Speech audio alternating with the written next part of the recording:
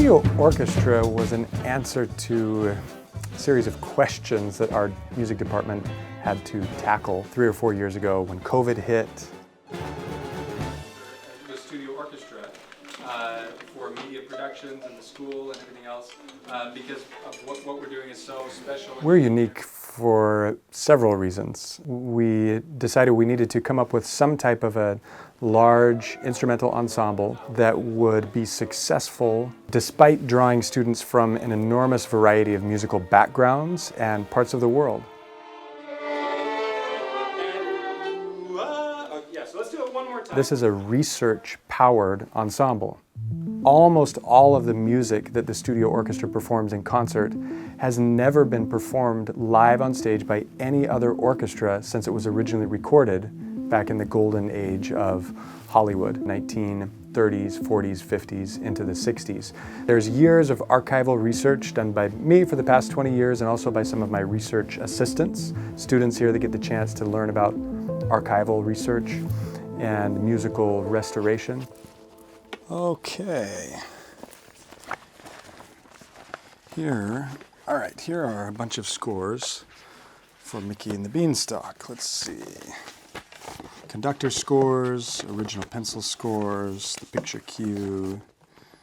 Yes, these are what Billy wrote and conducted off of in the recording sessions for all 6 sides of Mickey and the Beanstalk. Here's the conductor score for just side 1. That's what it looks like. This is Billy's original, and the color is actually my handwriting to make sure I get all the cues as I conduct the orchestra. There's just 3 minutes of music out of 18. We take phenomenal music. We spent hundreds of hours going through all of the original handwritten manuscripts from the sessions and restoring them, getting them ready for performance, expanding them to fit our even larger orchestra, and we bring it to stage. 2, 3, 4. We go 39, 2. One exciting thing is the students that get to actually assist with the research that powers this ensemble. For instance, I have a student named Mitzi.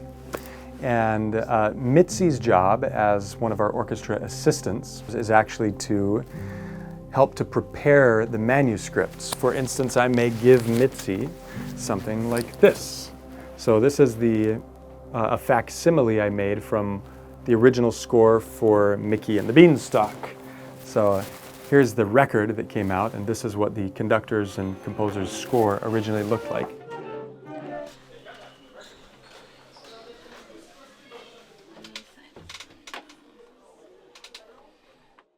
So with Mitzi, we study this thing. We look at all of the requirements for which instruments are required, what do they do, do we have those capabilities here, do we have the players, or maybe with something changed at the recording session we need to be aware of. So Mitzi goes through all of the manuscripts and decides what needs to be edited, what needs to be revised, and perhaps what needs to be expanded. And then the moment of truth, she takes her music and puts it in front of the orchestra. I give a downbeat and she says, "Oh, okay, it works." 2, 1, 2, ready, and.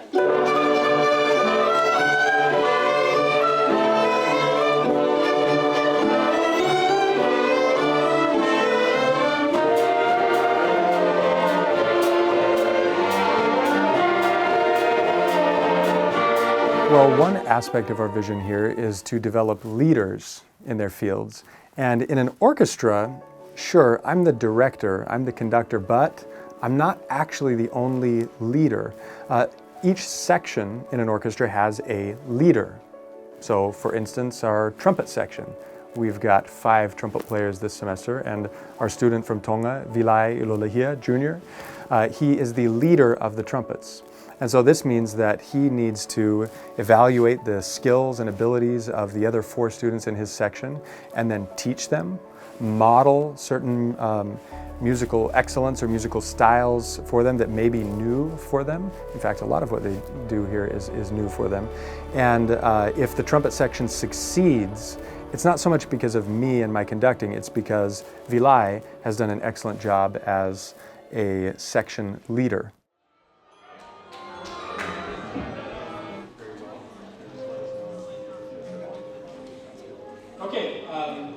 So I think we should do that one more time so we get some good.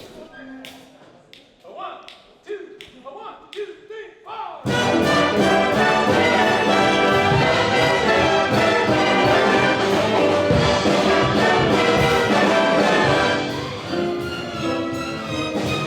In some places, you don't actually just go to a concert and sit quietly and listen to musicians perform. Rather, in a lot of cultures, music is actually fully integrated with dance, with celebration, with song, with singing, with costumes, with ritual, with comedy.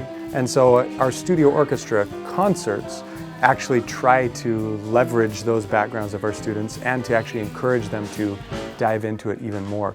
We don't put on formal concerts per se.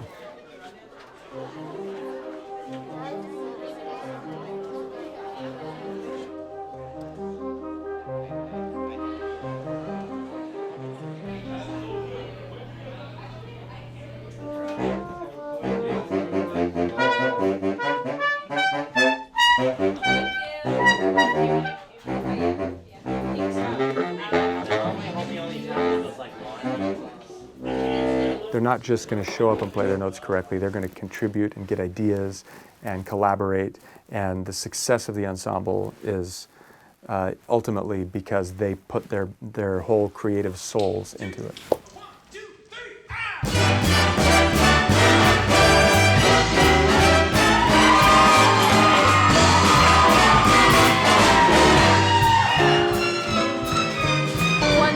Was a wicked witch from the lovely land of Oz, and a wickeder, wickeder, wickeder witch there never ever was.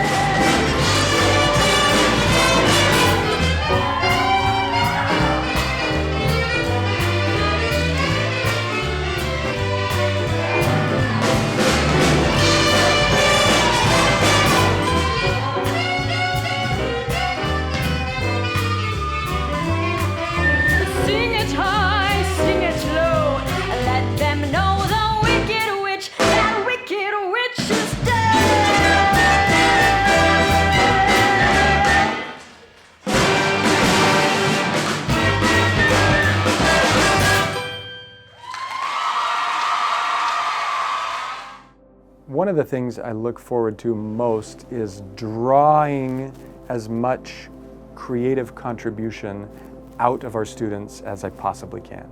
We want to take advantage of our kind of multiculturalism, our classical musicians, our jazz musicians, our pop, musical theater, Broadway, Hollywood style musicians, and is there a way we can bring them all into one ensemble?